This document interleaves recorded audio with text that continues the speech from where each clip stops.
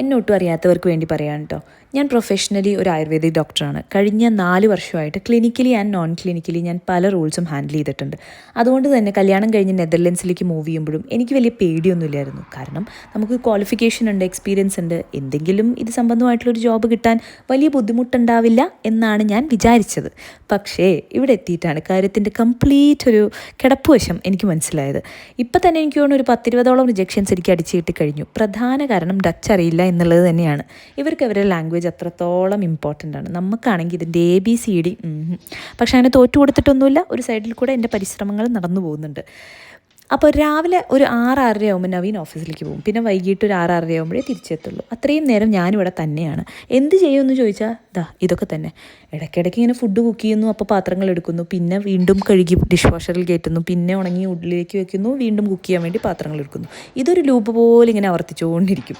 പിന്നെ വീടൊക്കെ ഒരു 5-6 വട്ടം ഇങ്ങനെ തുടച്ച് മിനുക്കും. എനിക്കിഷ്ടമുള്ള പുസ്തകങ്ങൾ വായിക്കും, സിനിമ കാണും, സീരീസ് കാണും. എൻ്റെ അമ്മ ഇടയ്ക്ക് പറയും, നീ ആയതുകൊണ്ടാണ് ഇങ്ങനെ ഇരിക്കുന്നത്, വേറെ വല്ലവർക്കും ആണെങ്കിൽ ഇപ്പോൾ വട്ട് പിടിക്കേണ്ട സമയമായി.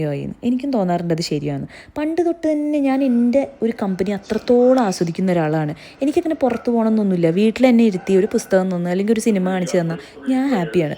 ഇപ്പോഴും അങ്ങനെ തന്നെയാണ്. പക്ഷേ എപ്പോഴും അങ്ങനെയാണോ എന്ന് ചോദിച്ചാൽ അതുമല്ല. ഇടയ്ക്കൊക്കെ കാര്യങ്ങൾ കയ്യിൽ നിന്ന് പോകാറുണ്ട്. അതിന് പ്രധാന കാരണം ഈ ഒരു ബ്രേക്കാണ്.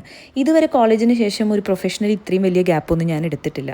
മറ്റൊരു കാരണം ഫിനാൻഷ്യൽ ഇൻഡിപെൻഡൻസിയാണ്. അതെനിക്ക് അത്രത്തോളം ഇമ്പോർട്ടൻ്റ് ആയിട്ടുള്ളൊരു കാര്യമാണ്. ഇപ്പോൾ അതില്ല എന്നുള്ളത് ഇടയ്ക്ക് എന്നെ അലട്ടാറുണ്ട്. പക്ഷേ അവിടെയാണ് ഒരു സപ്പോർട്ടീവ് പാർട്ട്ണറിൻ്റെ ഇമ്പോർട്ടൻസ് ഞാൻ മനസ്സിലാക്കുന്നത്, അല്ലെങ്കിൽ ഞാൻ എക്സ്പീരിയൻസ് ചെയ്യുന്നത്. അപ്പോൾ നവീൻ ഇത് ഞാൻ പറയുമ്പോൾ നവീൻ പറയും, നീ എനിക്ക് വേണ്ടിയിട്ടല്ലേ ഇത്രയും ദൂരം വന്ന് കിടക്കുന്നത്, നിൻ്റെ പേരൻസിനൊക്കെ വിട്ടിട്ട് എനിക്ക് വേണ്ടി മാത്രമല്ലേ വേറൊരു രാജ്യത്തേക്ക് മൂവ് ചെയ്തത്. അപ്പോൾ ഞാൻ ആലോചിക്കും, ശരിയാണ്, ഇതൊരു ഗിവ് ആൻഡ് ടേക്ക് പോളിസി ആണല്ലോ, എല്ലാം ഒരു ബാലൻസിലാണല്ലോ പോകുന്നത്.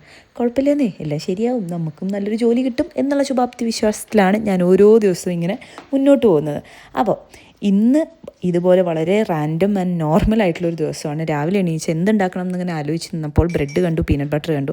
അപ്പോൾ അതന്നെ ആയിക്കോട്ടെ വിചാരിച്ചു. കൂടെ ഒരു ചായ വെച്ചു. അത് നമുക്ക് നിർബന്ധമാണ്, അതില്ലാതെ ഒരു രാവിലെകളും കടന്നു പോകാറില്ല. അപ്പോൾ ഞാനിപ്പോൾ കണ്ടിരിക്കുന്നത് സ്ക്വിഡ് ഗെയിംസിൻ്റെ ഫൈനൽ സീസണാണ്. നിങ്ങൾക്ക് ഇഷ്ടമായോ? എനിക്ക് ക്ലൈമാക്സ് തീരെ ഇഷ്ടമായില്ല. I was quite disappointed. ഇവിടെ അധികം കാണാത്തൊരു കാഴ്ചയാണ് കാക്ക. അപ്പോൾ കുറച്ച് നേരം അതിനെയൊക്കെ നോക്കിയിരുന്നു. അപ്പോൾ അത്രേ ഉള്ളൂ. ബൈ.